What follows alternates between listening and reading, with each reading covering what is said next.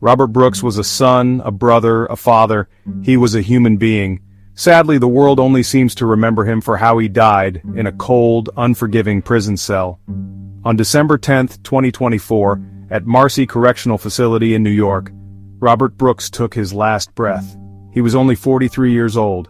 His life, filled with hopes and dreams, was cut tragically short.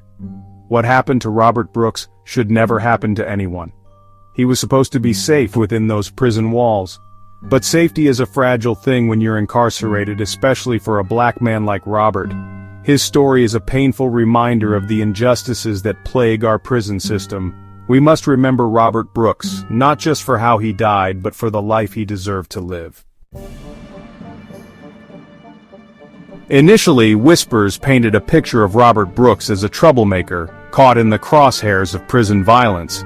They said he was beaten by other inmates. They said it was gang-related. But the truth, as it often does, had a different story to tell. The truth was captured on body cameras, those silent witnesses to the horrors that unfolded that day. The footage showed a scene that would chill anyone to the bone. Robert Brooks, handcuffed and helpless, was being brutally beaten by the very people sworn to protect him. Corrections officers. They struck him repeatedly, their blows landing on his face, his groin, his stomach. The brutality continued for an agonizing 20 minutes.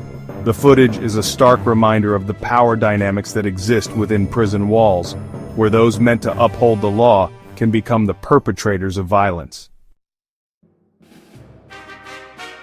Just under a month has passed since Robert Brooks's tragic death, yet justice remains absent. The officers involved in his beating have faced suspension, but no arrests have been made. The wheels of justice grind slowly, but for Robert's family and loved ones, the weight is unbearable. The outrage over Robert's death echoes far beyond the walls of Marcy Correctional Facility. People are demanding answers, accountability, and reform. How could this happen?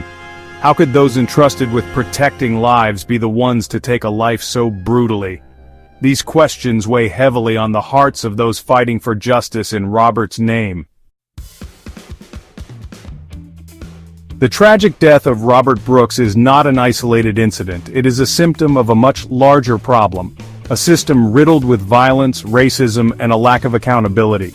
Black men like Robert are disproportionately incarcerated and subjected to brutality within these institutions. Robert's death is a call to action, a demand for real systemic change. We need better prison oversight, stricter accountability for officers who abuse their power, and a justice system that truly values the lives of all people, regardless of their race or circumstance. We must break the cycle of violence and create a system that prioritizes rehabilitation over retribution. Robert Brooks deserved better, and so does every soul living behind bars.